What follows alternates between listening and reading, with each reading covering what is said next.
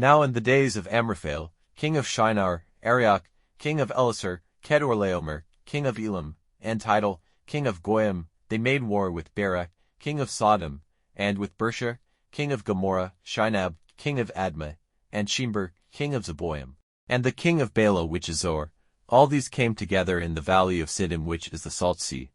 For 12 years they were under the rule of Kedorlaomer, but in the 13th year they put off his control. And in the 14th year, Kedorlaomer and the kings who were on his side overcame the Rephaim in Ashtaroth Karnaim, and the Zuzim in Ham, and the Emim in Shavakiriothaim, and the Horites in their mountain Seir, driving them as far as El Paran, which is near the waste land. Then they came back to En-Mishpat which is Kadesh, making waste all the country of the Amalekites and of the Amorites living in Hazazontamar.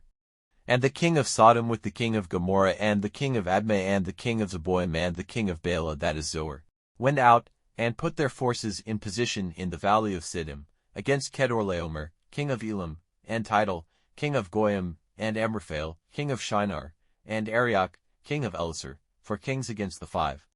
Now the valley of Siddim was full of holes of stickier, and the kings of Sodom and Gomorrah were put to flight and came to their end there, but the rest got away to the mountain.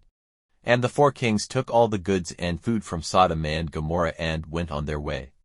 And in addition they took Lot, Abram's brother's son, who was living in Sodom, and all his goods. And one who had got away from the fight came and gave word of it to Abram the Hebrew, who was living by the holy tree of Mamre, the Amorite, the brother of Eshcol and Oner, who were friends of Abram. And Abram, hearing that his brother's son had been made a prisoner, took a band of his trained men, 318 of them, sons of his house, and went after them as far as Dan, and separating his forces by night, he overcame them, putting them to flight and going after them as far as Hobah, which is on the north side of Damascus. And he got back all the goods, and Lot his brother's son, with his goods and the women and the people. And when he was coming back after putting to flight Kedorlaomer and the other kings, he had a meeting with the king of Sodom in the valley of Sheba, that is, the king's valley. And Melchizedek, king of Salem, the priest of the Most High God, took bread and wine, and blessing him, said, May the blessing of the Most High God, maker of heaven and earth, be on Abram, and let the Most High God be praised, who has given into your hands those who were against you. Then Abram gave him 1/10 of all the goods he had taken. And the king of Sodom said to Abram, Give me the prisoners, and take the goods for yourself.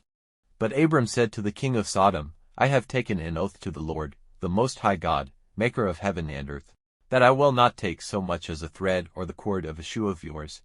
so that you may not say, I have given wealth to Abram, give me nothing but the food which the fighting men who went with me have had. But let Oner and Eshcol and Mamre have their part of the goods.